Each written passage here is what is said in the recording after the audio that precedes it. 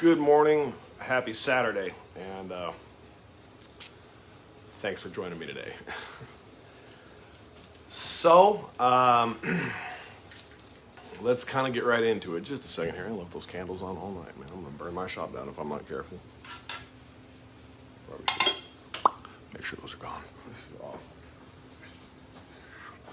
Alrighty, let's talk, guys. I want to talk today about grief, the grieving process, what that kind of represents, how we handle it culturally, and just everything attached to that. This is a very heavy subject, guys, so if you are watching this, strap in, and if you have anything to input, I would love to hear it. Morning, man. Tough day for Kentucky. It's been super rough for the weather. Is there something else I'm not aware of, Stanley? Hello? So, let's talk, though. Grief is a real crazy animal. It's a real difficult thing to fucking deal with. And culturally, maybe 100 dead. From what? Oh, from the tornadoes? I didn't realize that they were that bad last night. Fuck, that sucks. My heart goes out to all of the victims for sure, and their families especially. For sure. It's kind of weird. It's almost like God put this exact topic here in my in my heart for a reason. First off, I'm gonna plug somebody real quickly here, and I highly recommend, if you have Spotify or YouTube, to look up a song called Waves of Sorrow by Akira the Don and Jocko Willink. It's absolutely fucking amazing, okay? But what I want to get into today, guys, is that there's no real cultural protocol for how to deal with grief, man. All of us deal with it differently. Some of us want to shut down. Some of us dump ourselves into our work. Some of us cry. Some of us don't. Some of us do all kinds of stuff. There is 100%, a million different ways that people cope with it, you know. And the reason this is on my mind currently is because I had to drive out to Winchester with my son today, and his ex-stepdad, whatever you want to call it, they had to put their dog to sleep. And this is a dog that Alex has lived with for 10 plus years. And, you know, he's 18, so that's more than half of his life. And, you know, I didn't have a personal connection to that dog, but the love that I felt in the room and how hard it was for everybody, just even with the dog, to lose that family member and not know how to cope with the feelings of it was really eye-opening, because what it did is it reminded me of my own fight and my own grieving process with Cassie. It reminded me heavily of the grieving process that I have dealt with for months and months now. With that, the grieving process that I went through with, you know, my cousins, my uncle, my grandfather who raised me when I was very young. And I found myself thinking, I was like, man, I'm like very intimately familiar with the grieving process. I have been through it so many times that it's almost like an old bike. And I don't like that in some ways, but I do like it in some ways, because what it means is that I know how to cope with my feelings and I know how to feel them. It also means that I don't let it shut me down and I keep moving forward, because your feelings are valid, man. When we have these feelings of grief, that's love without a place to go. And it's such a fucking hard thing to know how to cope with. But what I think is the most important part is we can't pour a bathtub full of our pain and then sit down in it. Thanks, Chris. I appreciate you. We're doing okay. We're doing decent. We're making it through it, and that's the important part. As far as I understand, there's been over 100 dead so far from some of the tornadoes out here, and that's some pretty intense stuff, man. So my heart goes out to all of those victims. I didn't realize that had even happened last night. But here's the thing, guys, and I want to talk to you deeply about the effect that losing Cassie had on me. When we lose somebody, it feels like there's a massive fucking hole in our heart. It feels like our life will never be the same again. And you know what? Here's the hard part of it, but also the good part is it's right. Your life will never be the same again. When people die suddenly, and especially when we just didn't see it coming, like I didn't see that coming with Cassie at all. When things like natural disasters happen, it's so fucking sudden. And I'm just happy that in this case with my son that he got a chance to say goodbye to Avril before she passed, before they took her to the vet and stuff. And again, I know it's a pet, but it's still a grieving process. And one of the most important things that has happened to me through understanding grief and understanding death is that I've become on fire for life. I realize how short and beautiful and precious our lives really are. And I think that we all need to check ourselves constantly to understand that if we were going to die, we knew we were going to die next week, I think that we would take everything different in our lives. I think if we knew that we were going to die next week and that there was nothing that we would fail at if we put our whole heart into it before that time came, that we would live every second of our lives like every second mattered. And what I'm here to tell you is that our lives really are just a mist. It's a breath in the grand scheme of things. They're so fucking short. But because we live it minute by minute and we have this time system that we keep track of stuff that seems to drag by when we're doing things we don't like doing, we forget sometimes how fucking short it is. I feel like I was 16 last fucking week. It really does feel that way sometimes. Other days it feels like it was a million lifetimes ago. But we need to use the opportunity when we lose people that we care about to come together. We need to use the opportunity to not lose ourselves in the grief, but to reacquaint ourselves with ourselves, to reacquaint ourselves with our maker and our creator, to have a new type of conversation with that person, with that creator, that one that loves you. Because God does love you. And it's important for us to not try to say that we need to understand God's plan. It's not up to us to understand. It's just up to us to live it. And I'm grateful for that. I'm grateful for every moment that I've had with every person in my life, good or bad. I'm grateful for each breath I take. And I'm grateful for all the people that watch this and that this helps. And I'm grateful for the people that it might not help that choose to watch it too. I just know that this is temporary. Everything around us is in constant flux and change. And everything that you think you know as being solid and permanent is but a breath. And what I want you to do is to take those people that we've lost, just like I have with Cassie, for example, and I look at her picture over here on my wall like all the time.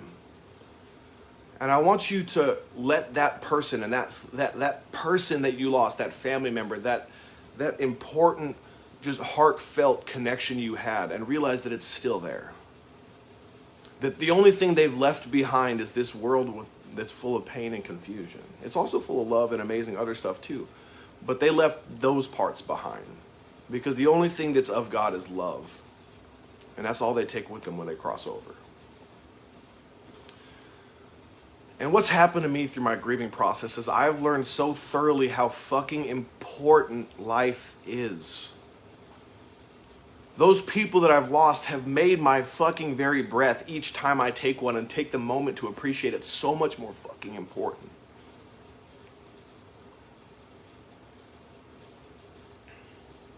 It's hard on days like this to do these videos because I have a lump deep in my throat, and it's just like, especially in finding out that over, something like 100 people died last night in those tornadoes. Fuck.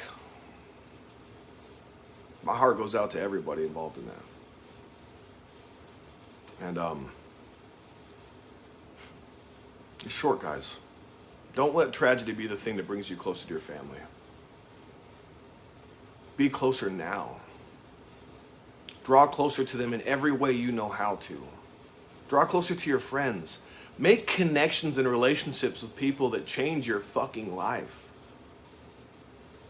I want when you lose them for it to change you even more, because you realize that not only was that relationship with that person so fucking powerful, but it's like it impacts you 10 times more when you lose it. I've learned so much through losing Cassie. I've learned so much through losing all of the people in my life that I've been close to. And every time I see somebody lose somebody, my heart goes out to them in a totally different kind of a way than it did beforehand. It's not just about crying and tears. Really, the important part is the hope. The important part is the hope and the knowledge that they're waiting on the other side, and the knowledge for sure that they want you to be happy and live an impactful and meaningful life. That they want you to go on with them in your heart. I never understood for so long when people were always like, oh, they're in your heart, they're in your heart. But when I take the time to really think about it, that like I feel her in every moment that I choose to recognize it. I feel her in my breath, and I feel her in my exhale, and I feel her when the wind brushes against my skin, or when I hear a bird or see birds even of any kind. Every time I get that stamp that I have for my clients that has that little raven on it, I think of it.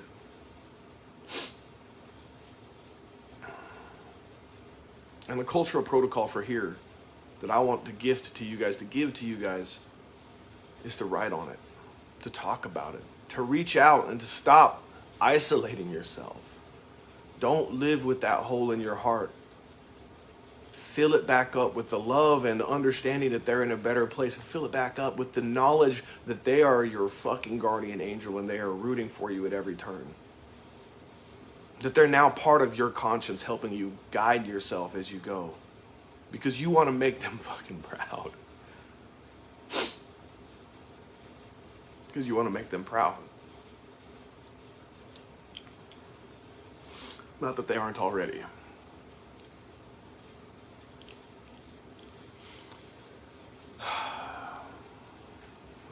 I'm assuming you're tagging somebody currently, Jennifer, but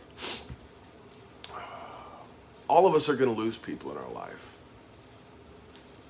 And I think that if we keep that in mind, that this life is just but a breath, and we keep in mind that all the people around us are more important than our petty emotions and petty feelings and fucking butthurt little fucking disagreements, that we will change the way we deal with each other.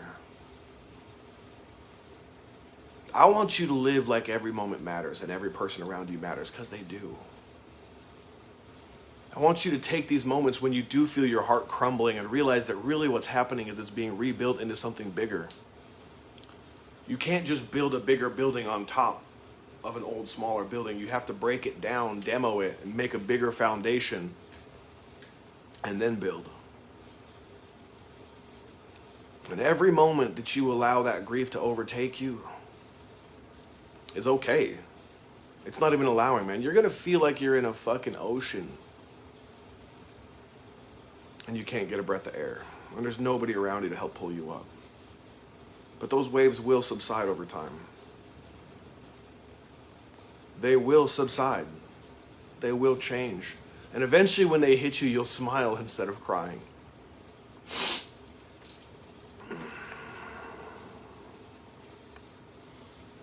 Well, thanks. I really appreciate you tagging her. If you want to, have her reach out to me. I'll see what I can do to talk to her about it a little bit. I really do mean that.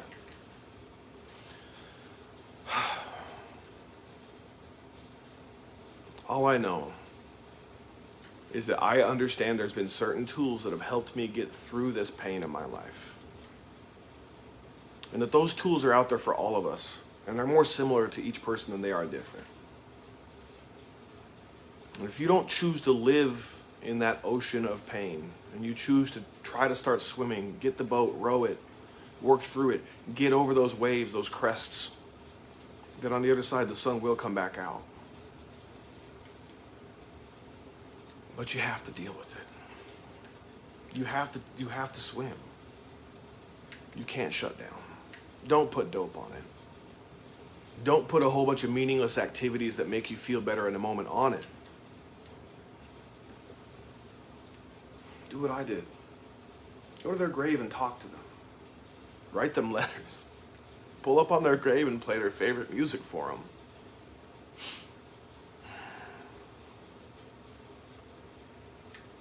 Thank them when good things happen. Remind yourself that you have a guardian angel. Remind yourself that that person that you lost doesn't feel pain anymore. They don't feel jealousy or angry or hate or greed or fear All they feel is love. And if you let that love come through the very ether of the universe and fill your heart, it will continue to do so. I feel her. I feel Cassie in my breath. I feel her in my head. I feel her when I run my head across my scalp. I feel her in everything that I choose to see her in. Just like I feel God in all those moments too. And when we all meet on the other side, it won't be like a reuniting of you and your significant other, or you and your mother, or you and all those people. It will be a reuniting of the soul, where a soul recognizes a soul in a way that you could not possibly imagine while we're still on this plane of existence. I know that I couldn't come close to the feelings I know that I will experience, to the joy that my very soul will experience when we're reunited with all those people that we've lost, when we're reunited with our Creator. He's here with us now. He's here in your heart now. He's in the air. He's in every moment that you choose to create joy in. And I just want you to know that as you learn to carry this grief, as you learn to carry that pain, the scar that it makes you more beautiful. As you learn to carry yourself around and you start to get to the point where it doesn't make you go to pieces anymore, it's okay, because you still love that person, but what's happening is your heart is beginning to heal a little bit. And that doesn't mean that you love them less. Because I love Lacey doesn't mean that I love Cassie any less than she loves Chris less because she loves me. In fact, we love each other more because of those things, because we understand how short, we understand how quickly it can all be taken away. So my heart goes out to you today if you're dealing with grief. I love you. Your Creator loves you. And there's a list of people 1.5 miles long that if you will just come out of your own little private isolated world inside yourself and reach out and ask for help, that are really there and willing to help you. And the hardest thing I heard, but probably the most life-changing one I did hear, was somebody told me, one day, Justin, one day you're going to be able to tell your story, because it inspires me as I watch you go through it. And you're going to be able to tell your story to somebody who is dealing with the same emotions as you are right now, and doesn't know how they're going to make it through it clean, or doesn't know how they're going to make it through another fucking day. And because of your words and your inspiration and your story that you lived through, that they can identify with, they'll make it another day, another week, another month, potentially. Perhaps the rest of their lives. And so I say to you, your story and your process in dealing with this is more important than the feelings that you feel right now. And so I want you to imagine who you will become, and how powerful that person will be, and how impactful that person will be when you're on the other side of this. And then I want you to start talking about it right now. Don't hold back. Write it down. Put it on Facebook. Display yourself vulnerably and authentically to the world, and the world will come and watch your emotions burn inside of you and identify with it.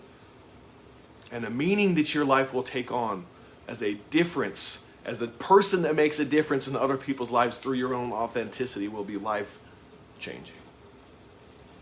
And so I say again one more time before I sign off, I love you. I love all of you. I love all of us that we've lost, and everyone we ever will lose.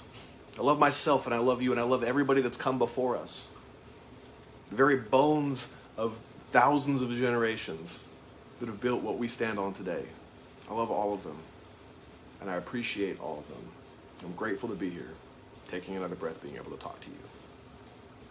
Talk to you tomorrow.